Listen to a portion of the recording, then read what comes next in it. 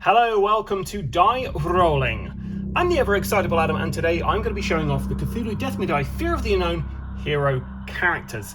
And for any Ultimate Badasses watching, you guys are going to get the choice to choose which two characters I'm going to be taking in for a game of Cthulhu Death May Die. So Cthulhu Death May Die is going to be the game we're going to play for Halloween this year. And yeah, I'm really excited to play this. I've not even had a demo game of this yet to learn it, so I painted everything up.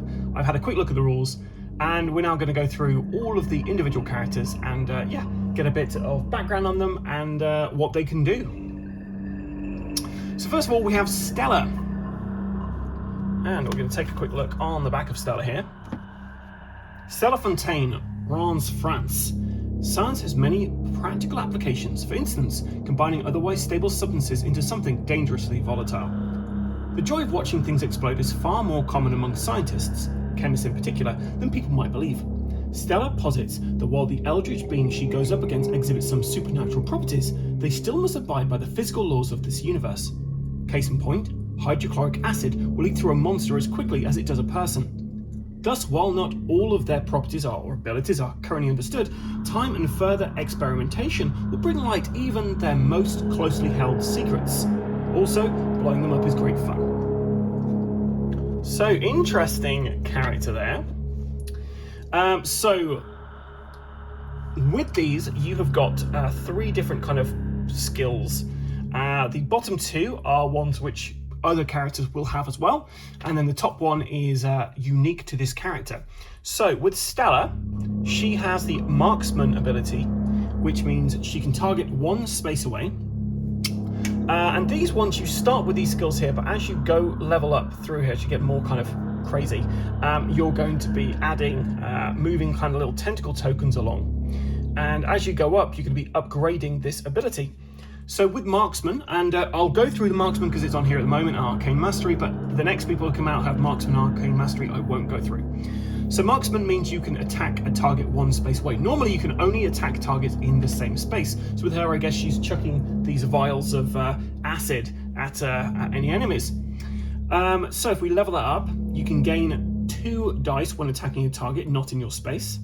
Then level up again, you may attack a target 1 additional space away, 2 total, so she's got decent range there. And then finally, you may perform 1 free attack per turn against a target not in your space. So in the end, she's going to be chucking stuff left, right, and center. Interesting. Arcane Mastery. When making any roll, you may count 1 star symbol as a success. Then the next level, instead, you may count any number of stars as successes. The next level, heal 1 stress for each star you count as a success. And then finally, you may count any numbers of stars as 2 successes each. So yeah, she will get very powerful with doing that. And then her unique ability is Chemical Explosives. When you attack, you may target 1 additional figure in the target space. Split the wounds as you like. So that acid is basically exploding in that space and damaging as many people as possible. When you attack, you have 1 free reroll for each target. When you attack, you may target any number of additional figures in the target space. And then finally, when you attack, deal the full wounds to each target. Wow, that's great. So yeah, so the Chemical Explosives, she's really a damage dealer, and real range threat there. So Stella is an interesting character, to say the least. So yeah, that's Stella. Next we have Sandra Atkinson. So here's the mini that I painted.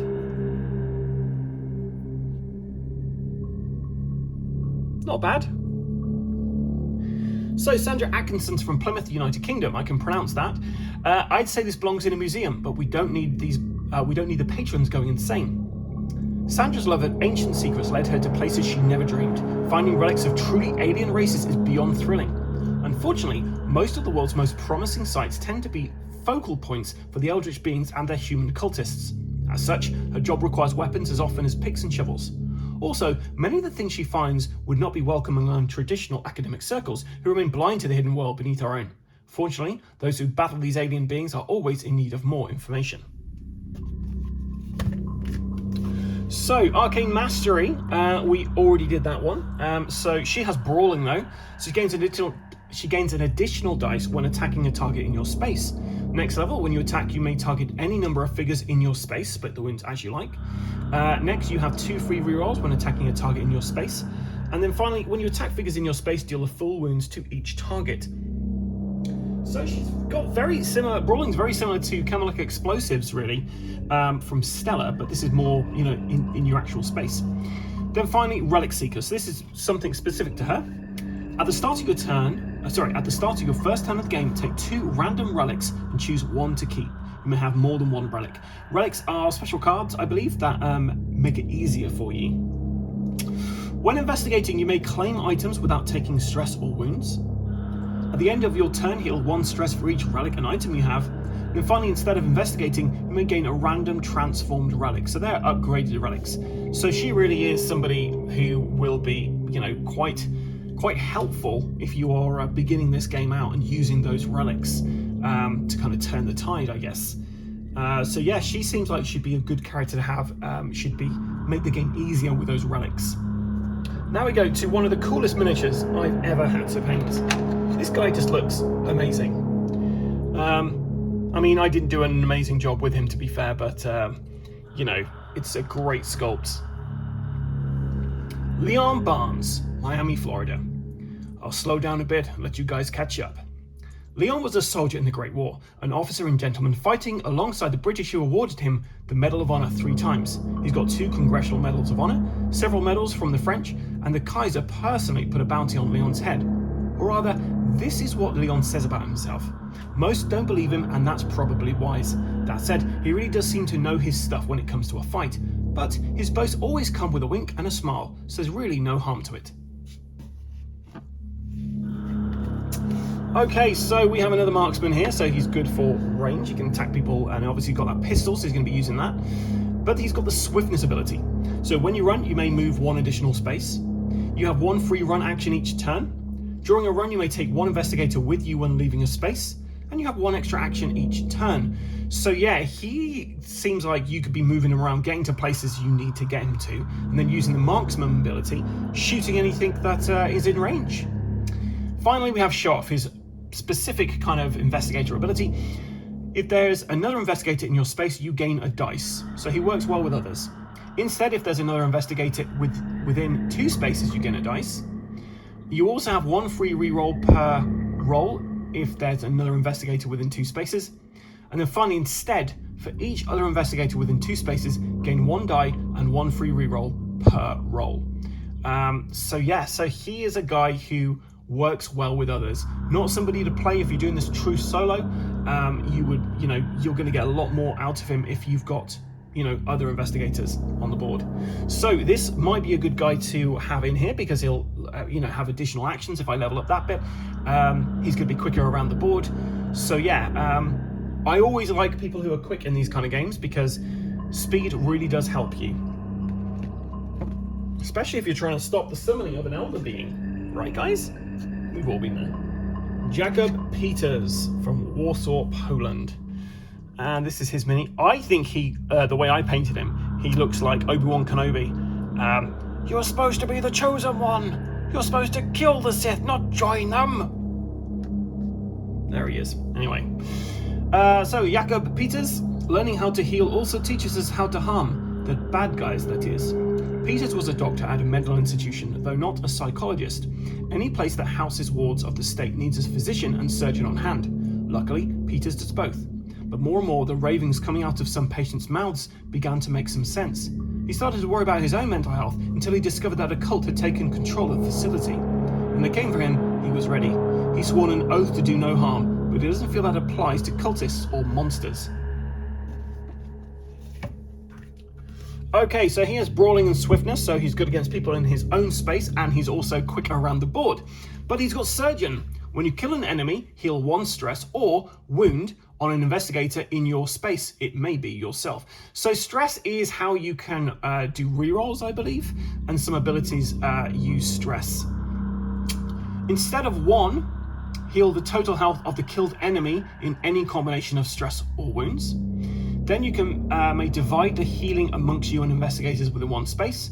Then finally, instead, you and each investigator with 1 space heal the total amount. So he is basically our support character. He's going to be healing, killing people, then healing people. So he's got the swiftness to move around to get to the investigators who need some assistance. And then you have the ability to beat up monsters in his space and heal the investigators that need healing. Next, we have Agatha May from Chicago, Illinois. I don't think I did a great job with painting her, to be fair. The sculpt wasn't amazing either, if I'm honest. But hey, we got her. Agatha May, Chicago, Illinois. I learned to shoot when people wouldn't stop calling me Aggie. Agatha is part of a large crime family, though she's given up her title as heir apparent. She doesn't want to run the business while she's got eldritch horrors to put down. The eggheads and bookworms in the business are good at their jobs, but not always good in a fight. Agatha is very good in a fight. As such, she's happy to be simple muscle and maybe sometimes help the scholars to do the occasional bit of less than legal acquisition for their research. Oh, and if you value your skin intact, don't ever call her Aggie. I feel like Leon and her would get on well. Okay, so marksman, so she's good in range, but a new one here, stealth. When you run, you may sneak once. 1 enemy doesn't follow you. Instead, when you run, you may sneak 3 times. Then it's deal 1 wound to each enemy you sneak past. That's pretty cool. And then instead, you may sneak any number of times. So yeah, stopping enemy reactions and stuff, that's pretty cool. Marksman, so she can, sneak past people, then shoot them. And then killer instinct. Once per turn, when attacking, you may take 1 stress to deal 1 additional wound. So she is a damage dealer here. When using this skill, deal 1 additional wound, 2 total. You don't need to take stress when using this skill. Instead, all your attacks deal 2 additional wounds. So yeah, she is our damage output. Sneaking to where she can get to, then shooting what she needs to do, and dealing as much damage as possible. Hopefully taking out those great elder beings from beyond. Now, the next one is a kid, Julian Dulick. And I feel like, Call Me or Not, have got a bit in a started doing lots of kids in board games. I know they did with Zombicide Invader, and I think the new Zombicide 2nd edition has kids in it. I don't understand why, personally, but hey, you've got the option. So Julian Dulick, Belgrade, Yugoslavia. Boy is saying he does not think this is a good idea. Mike speaking for Julian. And Mike is actually the next character to come out, so you'll see. The boy doesn't speak, small wonder.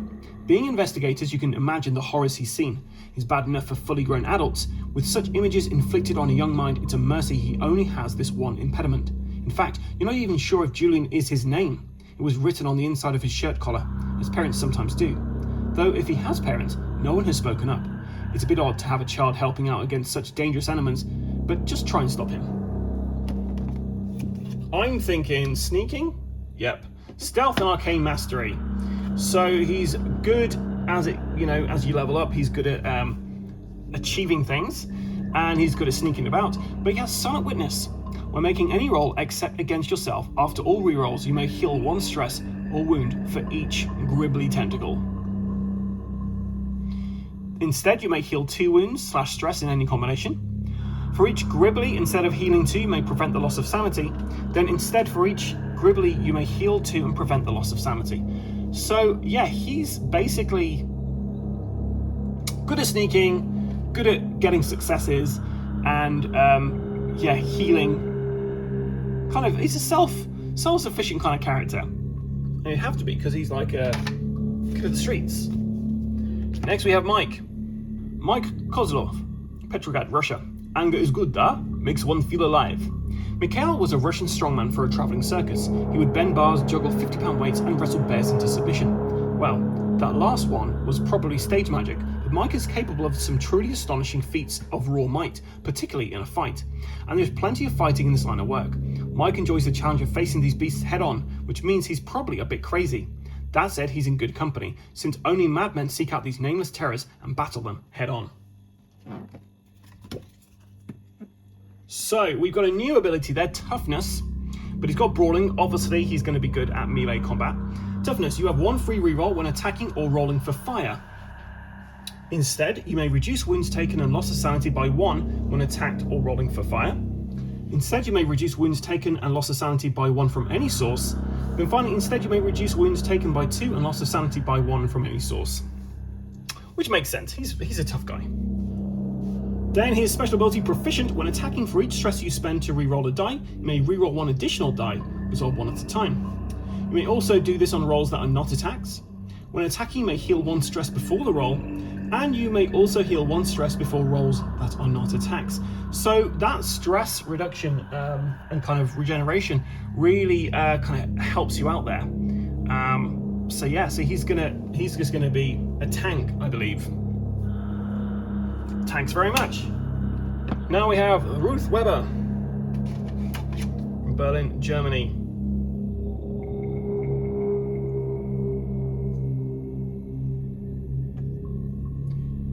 Turns out even Eldritch Horrors don't check every shadow. As a freelance investigative reporter, Ruth finds herself looking into the most unusual situations, from organised crime to shady politicians and even war profiteering. Ruth has seen it all, or rather, thought she had, until she looked into a so-called cult in a small town on the East Coast. What she found was, well, you probably get the idea.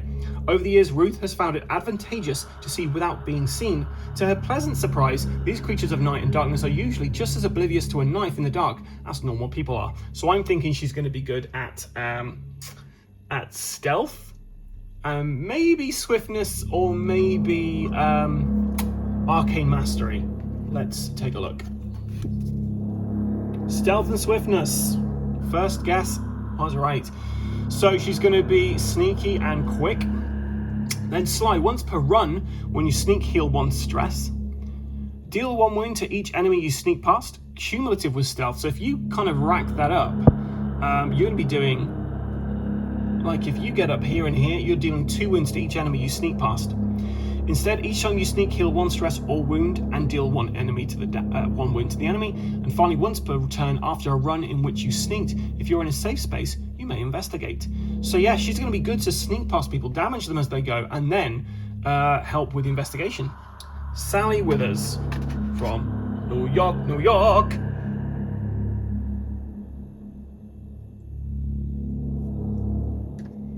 As one of the only war correspondents in the trenches during the Great War, Sally had the harrowing duty of photographing that brutal conflict up close. As such, she became well acquainted with death to such a degree that it threatened to extinguish her own smile permanently. But that was before she found a new calling. One might think finding a terrifying, horrific world lurking beneath her own would be even more traumatic, but for Sally it restored her faith in humanity. Turns out, we're not the worst things out there. So she's tough and she has arcane mastery, so she's going to be hard to damage, and she's obviously got the ability to do lots of successes. Avid photographer. When an investigator leaves your space, you may follow. That's pretty cool. Moves around the board quicker. Other investigators in your space gain a dice, so she's good, plays well with others really. When another investigator in your space rests, you may heal 3 wounds or stress in any combination. And then finally, once per turn, you or an investigator in space may perform one free action. Ooh, that's really good. So yeah, she's going to be very handy to have around. Plays well with others. Is not somebody to really play true solo on here. And finally, we have Hukong from Henan, China. There he is there. I feel he's a cool-looking little monk guy. So Hukong, to fight, be where they are not. It is that easy and that hard. Hukong has travelled far and wide since an early age, seeking out eldritch horrors and the humans that worship them. But his is not a mission of redemption. There is only one way to redeem those lost to madness. As such, even at his advanced age, Hukong is one of the most lethal investigators as a cultist could have the misfortune to cross. He's a master of martial arts, an artist of death. To investigators, he's a voice of wisdom in an insane world. Okay, so he's quick and he's tough, so it's hard to damage him, and he's quick around the board. Self-defense. When attacked, if no wounds are dealt, you heal 1 stress and may push the attacker 1 space away. That's pretty good crowd control there. You have 1 free reroll when attacked. You have 1 additional free roll when attacked, 2 total. And when attacked by a cultist or monster, if no wounds are dealt, kill the attacker. Man alive, that's great. So that is everybody. All 10 of our investigators who we can choose for Cthulhu Death May Die, Fear of the Unknown. I'll be doing this on the channel for Halloween, so I'm filming it in about a week or so. Please stay tuned for that. And if you're an Ultimate Badass, you will have the option to vote for which 2 characters I will be bringing into the mix. But yeah, that's it for me for the moment. If you'd like to become a Ultimate Badass, then please, there's a link below. You can subscribe to us and help the channel out with a small amount every month to keep the lights on and keep the really fun games coming. Appreciate any support you guys give me. But until next time, guys, stay safe or die rolling.